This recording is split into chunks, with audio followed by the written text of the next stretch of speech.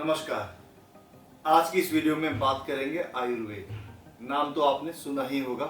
5000 साल से भी पुरानी भारतीय चिकित्सा पद्धति, देश में नहीं बल्कि पूरे विश्व में इसको माना जा रहा है, इसको अपनाया जा रहा है। मेडिकल साइंस में, वेलनेस सेंटर्स में, आपके क्लिनिक्स में, आपके घर में, आपके प्रोडक्ट्स में, हर जगह कहीं ना कहीं आयुर्वेद को लाया जा रहा है। आयुर्वेद बेसिकली है क्या? साधारण भाषा में बोले, जीवन जीने का सार, जीवन जीने की कला, जीवन जीने का विज्ञान है आयुर्वेद। चरक संहिता, सुश्रुत संहिता और अष्टांग हृदयम, ये मुख्य 3 ग्रंथ जो आयुर्वेद के माने जाते हैं, जिसमें पूरा सार छिपा हुआ है आयुर्वेद का। तो आयुर्वेद बेसिकली क्या है? इसके 2 उद्देश्य हैं, ये 2 बातों पे निर्भर है। पहला, स्वस्थ व्यक्ति का स्वास्थ्य बनाए रखना, और दूसरा, रोगी का उपचार करना। ये आयुर्वेद के माध्यम से होता है। तो आयुर्वेद खाली एक मेडिकल दवाइयाँ देना या आपका रोगी का उपचार करना नहीं है, बल्कि आपकी जीवन शैली को कैसे बनाए रखें, इसकी गुणवत्ता को कैसे अच्छा बनाए रखें, ये आयुर्वेद सिखाता है। ठीक है, इसकी कुछ फिलॉसफीज हैं, इसके कुछ सिद्धांत हैं जिसको फॉलो करना है, जिसको पहले समझना जरूरी है, तभी आप प्रॉपर रूप से आयुर्वेद को अपने जीवन में उतार सकते हैं। तो आगे की वीडियो में हम बात करेंगे इसके कुछ सिद्धांतों के बारे में, ताकि हमारे लिए आयुर्वेद को अपने लाइफ में, अपने जीवन में फॉलो करना बहुत इजी हो जाए। पहला जो सिद्धांत है वह है पंच महाभूतों का सिद्धांत। आयुर्वेद के अनुसार संपूर्ण ब्रह्मांड पंच महाभूतों से मिलकर बना है। पृथ्वी, जल, आकाश, वायु और अग्नि। हमारा शरीर भी इन्हीं पंच महाभूतों से मिलकर बना है। इन पंच महाभूतों का संतुलन हमारे जीवन में स्वास्थ्य बनाए रखता है, तो इनको संतुलित रखना बहुत जरूरी है।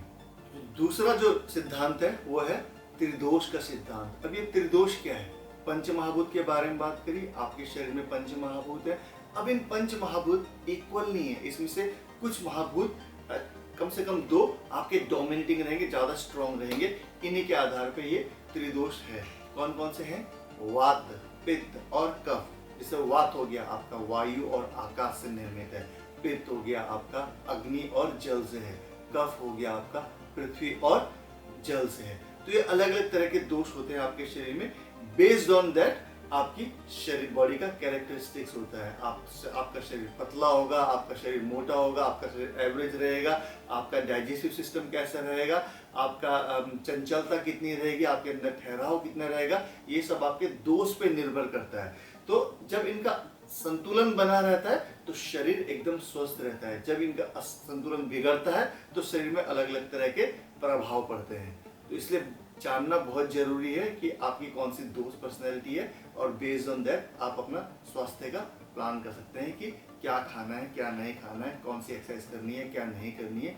ये सब आप इजीली प्लान कर सकते हैं। तीसरा है प्रकृति। तो पंच महाभूत थे, पंच महाभूत से आपको अपने दोष का पता लगा। अब उन दोष के आधार पे आपको अपनी प्रकृति का पता लगता है। ठीक है, तो आयुर्वेद में प्रकृति का बहुत रोल है। प्रकृति से तात्पर्य क्या? शरीर की संरचना शारीरिक और मानसिक लेवल पे। जैसे मैंने बताया था आपको वात प्रकृति। तो वात प्रकृति क्या होती है? वो सामान्यतः पतले होते हैं, वो थोड़ा जल्दी जल्दी वॉक करेंगे, थोड़ा टॉकेटिव होते हैं, शॉर्ट नींद रहती है ना, बट काफी क्रिएटिव रहते हैं। शॉर्ट नींद रहेगी, एकदम से स्ट्रेस जल्दी हो जाएंगे। ये बेसिकली वात पर्सनैलिटी वालों के लिए होता है। आपकी जो पित्त पर्सनैलिटी होती है वो मीडियम साइज के होते हैं, इनको ट्रांसफॉर्मेटिव बॉडी कहा जाता है ना। तो easily can gain, easily can lose, ये इनके अंदर एक एबिलिटी होती है, बिकॉज डाइजेस्टिव सिस्टम बहुत ज्यादा स्ट्रॉन्ग रहता है। तो ऐसे लोग नॉर्मली तेज बुद्धि वाले होते हैं, ऊर्जा से भरपूर होते हैं, और अगर फायर एलिमेंट थोड़ा गड़बड़ा रखा है तो गुस्सा भी बहुत जल्दी आता है। ठीक है, ऐसे ही आपका कफ प्रकृति होती है, आपका पृथ्वी और जल। तो ये जो कफ प्रकृति वाले होते हैं थोड़ा छवि टाइप पर्सनैलिटी होते हैं, थोड़ा स्थिर होते हैं, it's like a big stone, है ना। शांत होते हैं, थोड़ा मोटे टाइप के रहते हैं, खाएं चाहे ना खाएं, थोड़ा शरीर हमेशा छवि बना रहता है। ठीक है ना। थोड़ा सा स्लो पर्सनैलिटी होती है कि हाँ हाँ कर लेंगे, हाँ हाँ हो जाएगा, ठीक है देखते हैं। तो दे टेक्स टाइम, तो थोड़ा स्लो पर्सनैलिटी है। वजन बहुत जल्दी गेन कर सकते हैं चाहे वो कम भी खाएं। तो ये अलग अलग तरह की बॉडी टाइप है, ये आपकी प्रकृति है जिसके साथ आप बॉर्न हुए हैं। ठीक है ना। तो जब आपको अपनी शरीर की प्रकृति पता हो, उस बेस पे आप अपने स्वास्थ्य का निर्माण कर सकते हैं।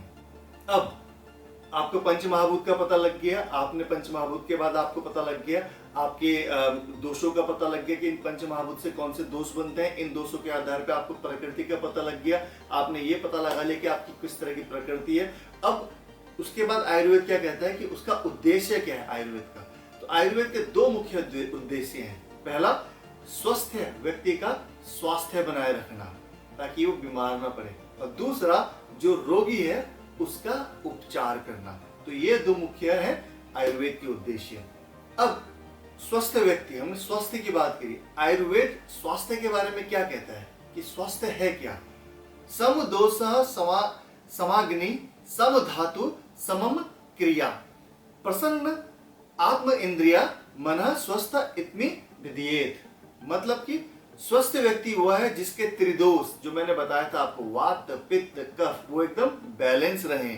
आपका अग्नि की जो पाचन शक्ति है वो समान रहे, आपकी जो धातुएं हैं, जो आपका मल मूत्र है वो आराम से निकल रहा हो, आपका शारीरिक, आपकी आत्मा, इंद्रिया, मन एकदम प्रसन्न हो, वो स्वस्थ शरीर कहलाता है। मतलब कि शारीरिक रूप से आप सही फील कर रहे हो, मानसिक रूप से आप सही फील कर रहे हो, आत्मिक रूप से आप सही फील कर रहे हो, आपकी पाचन शक्ति एकदम सही हो, खाना जो भी खा रहे हो आराम से पच रहा हो, आपका मल मूत्र स्वेटिंग सब कुछ आराम से निकल रही हो, किसी भी तरह का आपको उसमें रुकावट ना आ रही हो, तो वो स्वस्थ शरीर कहलाता है। ऐसा नहीं है कि आप फिजिकली तो बहुत रोज जिम जा रहे हैं, बहुत फिट है, बहुत एक्सरसाइज कर रहे हैं, बॉडी आपने खूब बना रखी है, लेकिन आप मानसिक रूप से बहुत स्ट्रेस है, तो वो स्वस्थ नहीं है। अपोजिटली आप मानसिक रूप से तो काफी खुश हैं, लेकिन आप शारीरिक रूप से आप एकदम दुर्बल हैं, या आपको किसी तरह की इंजरी है या कोई दोस्तों, वो भी स्वस्थ नहीं। तो हर तरह से बैलेंस वो आयुर्वेद कहता है कि वो स्वस्थ है। अब स्वास्थ्य को बनाए रखने के लिए आयुर्वेद ने क्या बोला है कि सबसे पहले अपनी दिनचर्या देखो। दिनचर्या आयुर्वेद में स्वस्थ जीवन जीने के लिए अनुशासित दैनिक दिनचर्या है जो कि शरीर और मन को संतुलित रखने में मदद करती है।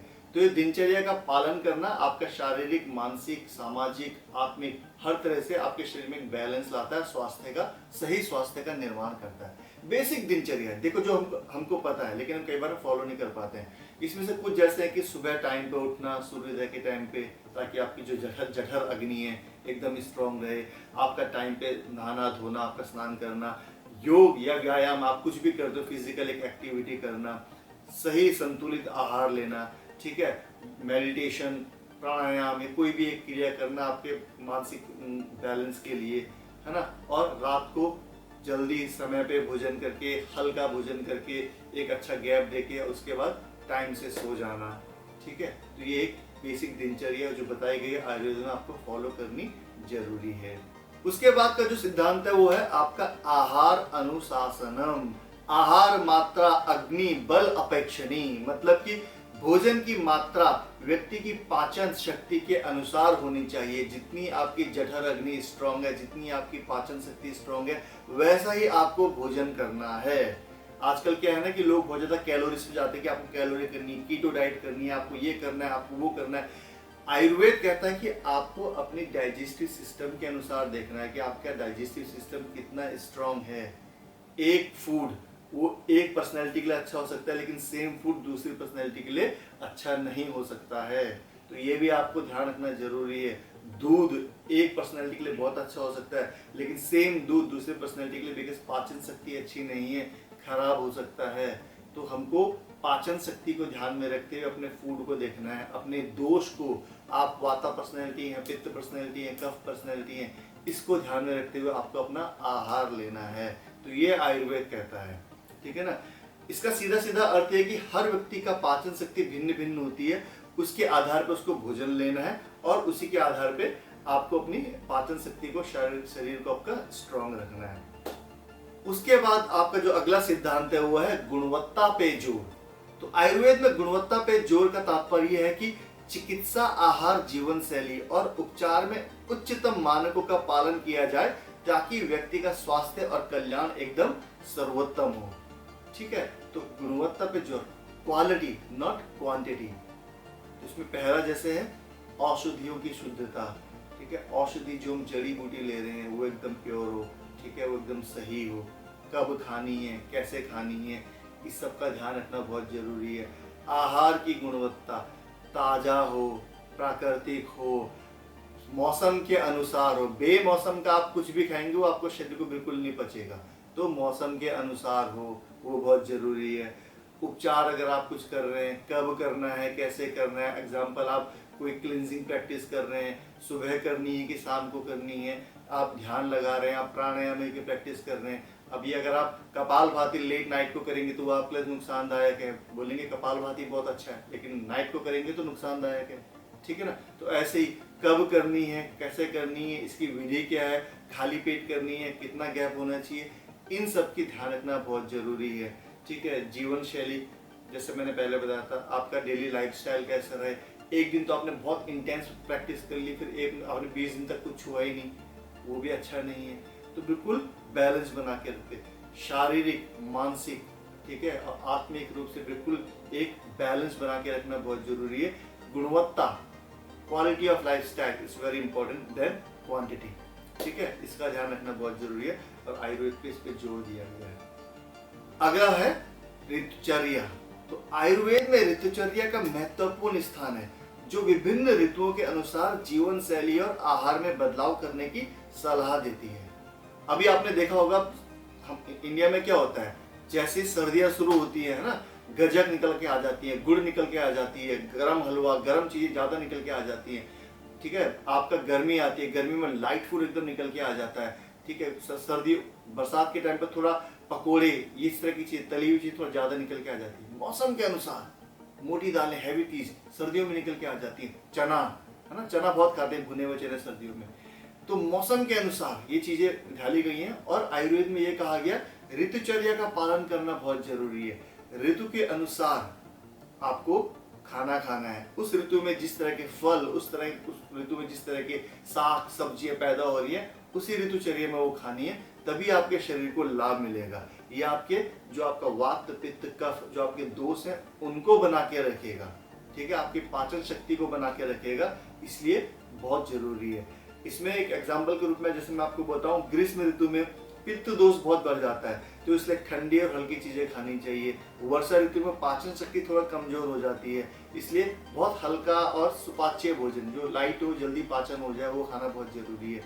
शीत ऋतु में, कोल्ड में, वात दोष काफी बढ़ जाता है, इसलिए आपको गर्म, कोशिश करें हमेशा गर्म खाएं, गर्म, पौष्टिक और तेलीय खाद्य पदार्थों का सेवन करना चाहिए।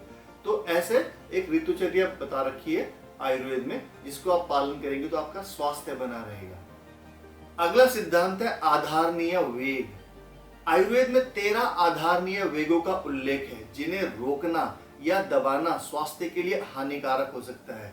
ये वेग शारीरिक या मानसिक प्रतिक्रियाएं हैं, जैसे कि श्वास लेना, पाचन को बनाए रखना, पेशाब, पसीना आदि आना। कई बार क्या होता है ना, हम काम पे हैं या हम कहीं पे हैं या मूवी देख रहे हैं थिएटर में और पेशाब आ रहा है, लेकिन हम रोक के रखते हैं, इंटरवल में जाएंगे, या हम ड्यूटी पे हैं, कहीं हम कुछ और कर रहे हैं तो रोक के रखते हैं। आयुर्वेद में कहा गया ये आधारणीय वेग है, इनका सही टाइम पे होना बहुत जरूरी है, तो इनको रोके मत। छींक आ रही है तो कंट्रोल मत करें। आपको अपनी सांसों को अननेसेसरी कर रोक के नहीं रखना है, गहरी लंबी सांसें हमेशा लेते रहनी है। पेशाब जब आ रहा है तुरंत जाएं, रोक के रखना है। कई बार क्या होता है कि हम मेकअप से वगैरह करके तो स्वेटिंग को दबा के रखते हैं, या फिर हम कोई अदर केमिकल से रोक के रखते हैं, तो नहीं रखना है, ये बहुत जरूरी है। इसका आपके स्किन पे, आपके शरीर पे आप ये गलत प्रभाव डालता है। ठीक है। खांसी आ रही है तो खांसी, कई बार हम बच्चों को भी रोकते हैं घर में, रात को जब बच्चा खांस रहा है तो हम बच्चे को डांटते हैं, तो बच्चा डर के मारे कई बार अपनी खांसी को रोक लेता है। रोकना नहीं है, जब आ रही है आए, तुरंत करने दीजिए। चाहे वो खांसी है, चाहे वो छींक है, चाहे वो जुकाम हो रहा है, चाहे वो आपको पेशाब जाना है, तुरंत करिए। ठीक है। बहुत जरूरी है, आयुर्वेद में इसको कहा गया रोकना नहीं है। अगला जो सिद्धांत है वो है सात्म्य। आयुर्वेदिक शब्द है जिसका अर्थ है सामंजस्यपूर्ण या सुसंगतता। मतलब कि आपका जो आहार, औषधि और जीवन शैली है वो एकदम बैलेंस रहे। सात्म्य का मतलब होता है कुछ चीजें या प्रथाएं व्यक्ति के शारीरिक और मानसिक प्रकृति या स्वास्थ्य पर परिस्थितियों के अनुसार सही या गलत असर डाल सकती हैं। आदत लगना, इस आदत को छुड़वाना, ये आयुर्वेद में बताया गया है। आपको किसी चीज की आदत लगी है और आपको पता है कि वो आपके शरीर पर नकारात्मक प्रभाव डाल सकती है, तो उसको तुरंत छोड़िए। अल्कोहल, मोबाइल, रात को सोने से पहले, है ना, आजकल बहुत आदत है, रात को नींद आ रही है, आपका सेरोटोनिन बहुत स्ट्रांग है, body has that ability to giving you a good sleep, लेकिन क्या हुआ, बॉडी नींद चाह रही है, आप सोना चाह रहे हैं, आप लेटना चाह रहे हैं, लेकिन सोने थोड़ा लेटने से पहले आपने कहा थोड़ा सा मोबाइल देख लो, मोबाइल देखा, टाइम स्पेंड उसमें हो गया और नींद चली गई। बॉडी के लिए अच्छा नहीं है, तो हानिकारक है। तो किसी भी तरह की आदत जो आपके शरीर को नुकसान पहुंचा सकती है, उसको आपको छोड़ना है, ये आयुर्वेद में कहा गया, तभी बॉडी एकदम बैलेंस रहेगी। ठीक है, आयुर्वेद में हानिकारक आदतों को छोड़ने के लिए सात्म्य का पालन करने के लिए कहा गया है। ठीक है, जैसे इसके कुछ मुख्य पहलू क्या है, आहार, ऐसा भोजन जो आपके दोष को असंतुलित करता हो, उसको छोड़ना है।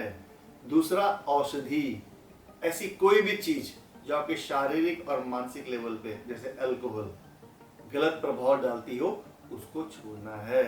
जीवन शैली, ऐसी कोई भी चीज जो आपके लाइफ स्टाइल पे गलत असर डालती हो, जैसे मोबाइल्स का अननेसेसरी मोबाइल देखना, या आपका कोई भी ऐसी आउटडोर एक्टिविटी जो आपके शारीरिक और मानसिक रूप के लिए अच्छी नहीं है, उसको अवॉइड करना, ये बताया गया है, ताकि आपकी जीवन शैली पे इसका नकारात्मक प्रभाव ना पड़े। अगला जो सिद्धांत है आयुर्वेद में, उसको कहा गया है रसायन। रसायन शब्द का अर्थ होता है जीवन के सार को संरक्षित रखना। अब आयुर्वेद में रसायन एक महत्वपूर्ण शाखा है जो शरीर के प्रतिरोधक क्षमता बढ़ाने, दीर्घायु और संपूर्ण स्वास्थ्य को बनाए रखने के लिए उपयोग में लाई जाती है। इनका अनुसरण करने से व्यक्ति लंबे समय तक स्वस्थ रहता है और युवावस्था के साथ साथ रोग मुक्त जीवन का भी आनंद लेता है। अब ये रसायन जो है, इसके मुख्य पहलू क्या है? पहला जो है वो है दीर्घायु। रसायन का उद्देश्य व्यक्ति के जीवन को लंबा और स्वस्थ बनाए रखना है। दूसरा है प्रतिरक्षा, बीमारियों से रक्षा करना। ओजस वृद्धि, रसायन आपकी जो जीवन शक्ति है उसको बढ़ाने में मदद करता है, शरीर और मन को एकदम सशक्त और सुदृढ़ करता है। ऊर्जा और युवा, रसायन का सेवन करने से आपका शरीर एकदम ऊर्जा से भरपूर रहता है और एजिंग होने से बचाता है। मानसिक स्वास्थ्य, रसायन केवल शारीरिक नहीं बल्कि मानसिक और स्वास्थ्य को भी बेहतर बनाता है और इससे स्मरण शक्ति और एकाग्रता और मानसिक शांति शामिल होती है। तो ठीक है, ये जो थे अभी तक, ये थे स्वास्थ्य को बनाए रखने के सिद्धांत। जैसे मैंने शुरू में कहा था, आयुर्वेद के दो मुख्य उद्देश्य है, स्वस्थ शरीर को स्वास्थ्य बनाए रखना और दूसरा रोगी के उपचार। तो यहाँ तक जो था सिद्धांत थे, ये थे आपके स्वस्थ शरीर के लिए। तो हमने क्या जाना अभी तक इस वीडियो में? इस वीडियो में हमने जाना कि आयुर्वेद पंच महाभूतों पे आधारित है, हमारा शरीर पंच महाभूतों पे आधारित है। उन पंच महाभूतों से 3 अलग अलग तरह के दोष का निर्माण होता है, वात, पित्त, कफ। जब आपको पता रहे आपका कौन सा दोष आपका शरीर है, उस दोष के आधार पे आपकी प्रकृति कि कौन से दोष की किस तरह की प्रकृति है, उस प्रकृति के आधार पे आपको क्या खाना चाहिए, क्या नहीं खाना चाहिए, कौन सी ऋतु आपके लिए अच्छी है, कौन सी ऋतु आपके लिए खराब है, किस ऋतु में आपको ज़्यादा केयरफुल रहना है, किस तरह की इंटेंस एक्टिविटी करनी है या नहीं करनी है, किस तरह का आपको भोजन करना है या नहीं करना, मतलब अपनी जीवन शैली आपको बनानी है, ये आयुर्वेद में बताया गया है। तो सबसे पहले आपको जानना है आपके पंचमहाभूत, आपके दोष, उस दोष की प्रकृति, और बेस्ड ऑन दैट आप अपना लाइफस्टाइल को प्लान कर सकते हैं। ये था अभी तक की इस वीडियो में।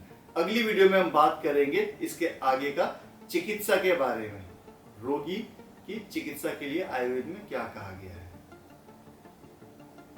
धन्यवाद।